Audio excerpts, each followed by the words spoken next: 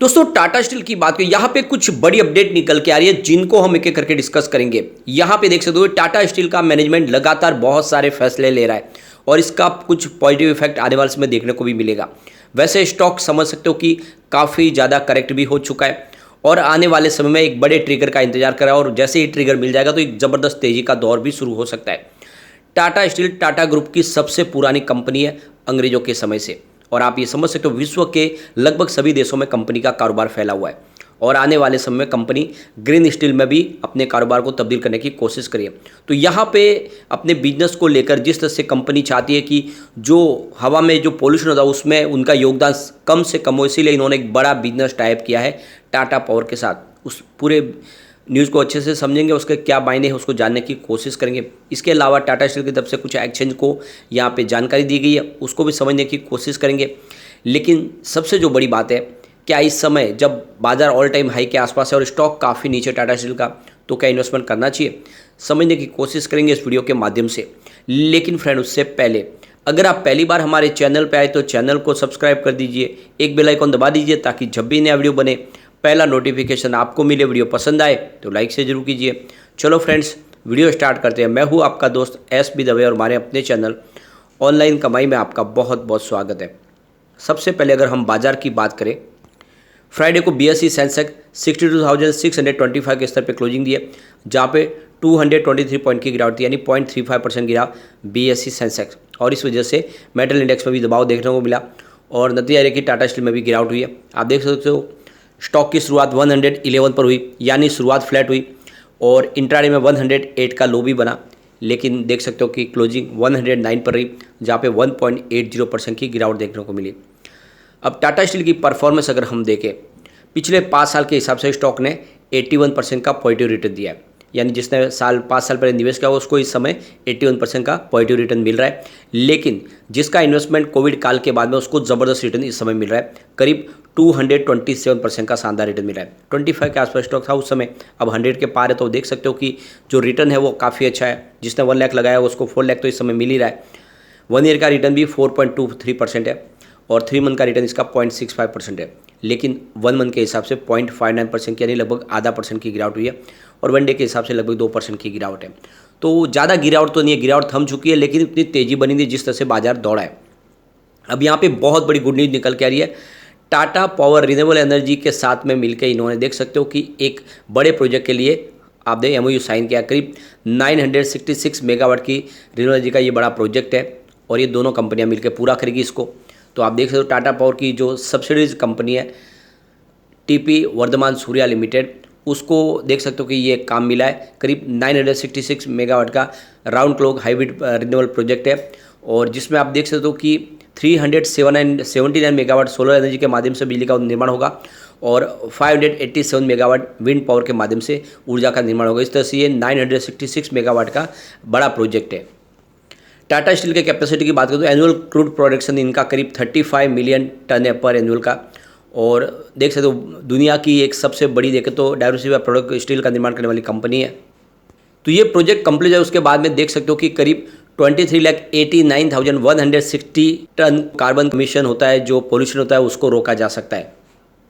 अब इस प्रोजेक्ट के लिए टाटा स्टील भी 26% की इक्विटी का हिस्सेदार बने हुए हैं और जून 2025 तक इस प्रोजेक्ट को कंप्लीट कर लिया जाएगा। इस मौके पे देख सकते हो कि प्रवीर सिन्हा जो MD और CEO है टाटा पावर के, उनका कहना है कि इस बड़े MOU के बाद में हमारा जो नेट जीरो कार्बन का जो सपना है वो हम पूरा कर पाएंगे, हम क्लीन एनर्जी का ज़्यादा से ज़्यादा इस्तेमाल कर पाएंगे। इस मौके पे TV नरेंद्र जो CEO और MD है टाटा स्टील के, उनका कहना है कि टाटा स्टील का विज़न है कि आने वाले समय में जितना हो सके कार्बन का जो रिडक्शन हो रहा है एमिशन का, वो उसको कम करना है और इसके लिए हम कोशिश कर रहे हैं। आने वाले समय में जितना हो सके हम इस कार्बन एमिशन को कम करने की कोशिश करेंगे और ये उसके लिए हमने काफ़ी बड़ा कदम उठाया। नेट जीरो कार्बन पॉलिसी तक जाएंगे हम 2045 तक, यानी जो भी स्टील के निर्माण में किसी प्रकार का कोई पोल्यूशन नहीं होगा, इसकी जिम्मेदारी टाटा स्टील ने ली है कि 2045 तक वो पूरी तरह से कार्बन मुक्त हो जाएंगे अपने बिजनेस को लेकर। तो यहाँ पे इस प्रोजेक्ट के कंप्लीट होने के बाद टाटा पावर भी अपनी जो कैपेसिटी है उसमें देख सकते हो कि करीब 7,756 मेगावाट की कैपेसिटी को पालेगा। तो यहाँ पे एक बड़ी जानकारी और एक्सचेंज के साथ साझा की गई है टाटा स्टील की तरफ से। टाटा स्टील का कहना है कि मिस्टर OP भट्ट जो इंडिपेंडेंट डायरेक्टर है कंपनी के, उन्होंने अपना 10 साल का कार्यकाल पूरा कर लिया है और आप देख सकते हो कि 9 जून 2023 को उन्होंने 10 साल कंप्लीट किया उनका, यानी सेकंड टर्म भी कंप्लीट हो चुका है। उन्होंने इंडिपेंडेंट डायरेक्टर के तौर पे कंपनी में जब ज्वाइनिंग दी थी वो 10 जून 2013 को की थी और उस हिसाब से 10 साल उन्होंने कंपनी में कंप्लीट कर लिए और इसी को लेकर जानकारी एक्सचेंज ने साझा की गई है टाटा स्टील की तरफ से। अब यहाँ पे एक बड़ी अपडेट और निकल कर है। टाटा स्टील की तरफ से जो एक्सचेंज को जानकारी दी गई कि उन्होंने 9 जून को यानी कल यहाँ पे एक इन्वेस्टर मीटिंग की है। देख सकते हो कि यह एक ब्रोकिंग हाउस है फिडेलिटी FMR और इनके साथ में ये वर्चुअल मीटिंग थी जो 1-to-1 मीटिंग हुई है और आप देख सकते हो कि इसकी जानकारी शेयर की गई है टाटा स्टील की तरफ से एक्सचेंज से। अब यहाँ पे एक बड़ी जानकारी और दी गई है टाटा स्टील की तरफ से एक्सचेंज को और यहाँ पे कहा गया है कि कंपनी अपनी 116वीं एनुअल जनरल मीटिंग करने जा रही है और इसकी डेट आ चुकी है। तो 5 जुलाई 2023 को 5 बजे एनुअल जनरल मीटिंग होगी और इसकी जानकारी न्यूज़पेपर में दे दी गई है। तो आप देख सकते हो कि फाइनेंशियल एक्सप्रेस, इसके अलावा free press general, Indian express और लोक सत्ता मराठी और इसके अलावा नव शक्ति मराठी, इन पेपर के अंदर इसकी एडवर्टाइजमेंट दी गई है। यानी कंपनी ने अपने एनुअल जनरल मीटिंग के लिए डेट फिक्स कर ली है और इसमें बड़े अनाउंसमेंट हो सकते हैं। आप देख सकते हो कि कंपनी आने वाले समय अपने सारे के सारी कंपनीज का मर्जर करने जा रहे हैं, उसके ऊपर यहाँ पे कुछ डिसीजन लिए जा सकते हैं। तो हमें 5 जुलाई का इंतजार करना होगा, कंपनी की तरफ से कुछ बड़े अनाउंसमेंट हो सकते हैं। इसके अलावा देखें तो कंपनी ने उन शेयर होल्डर के लिए भी यहाँ पे नोटिस जारी किया है जिनके शेयर जो बहुत पहले उन्होंने लिए फिजिकल रूप में, जिनको डीमैट अकाउंट में जिनके लिंक नहीं किए गए हैं बैंक अकाउंट से, जिसकी वजह से उनको पिछले 7 साल से डिविडेंड नहीं मिल पाया और जिनके अकाउंट में डिविडेंड नहीं पहुँचा है, यानी जिन्होंने अभी तक अपने जो शेयर फिजिकल रूप से लेकर रखे हुए, वो उनका जो भी डिविडेंड बन रहा है वो सारा का सारा अगर 16 सितंबर के पहले अगर वो क्लेम नहीं करते तो ये जो डिविडेंड है ये इन्वेस्टर एजुकेशन और प्रोटेक्शन फंड के अंदर पहुंच जाएगा। तो जो भी शेयर होल्डर है उन्होंने अभी तक अपना डिविडेंड क्लेम नहीं किया, उनको जल्द से जल्द पूरी कार्रवाई कर लेनी चाहिए क्योंकि उसके बाद में 16 सितंबर के बाद उनको डिविडेंड नहीं मिल पाएगा।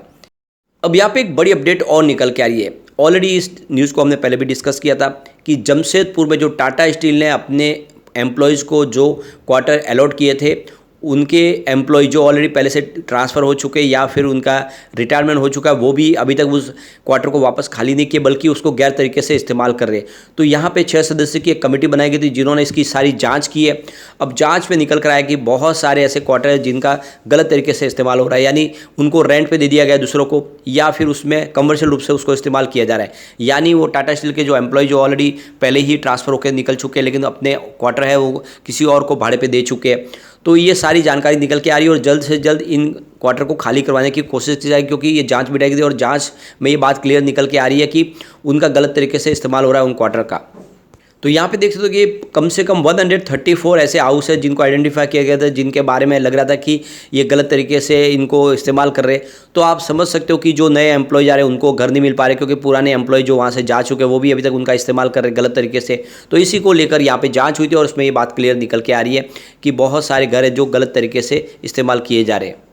तो यहाँ पे देख सकते हो कि टाटा स्टील में ये खरीदारी का काफ़ी अच्छा मौका है, सुनहरा मौका कह सकते हैं इसको, क्योंकि स्टॉक बहुत नीचे और आने वाले समय में डेफिनेटली ज़बरदस्त तेज़ी का दौर आएगा। आप देख सकते हो फंडामेंटली कंपनी बहुत मजबूत है। इसका मार्केट कैप 1,33,152 रुपीज़ का है।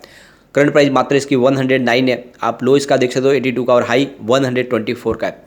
अगर स्टॉक का पी देखें तो 16.60 के आसपास है और इसकी बुक वैल्यू 84.30 है और 3.31% का कंपनी की तरफ से डिविडेंड दिया गया है।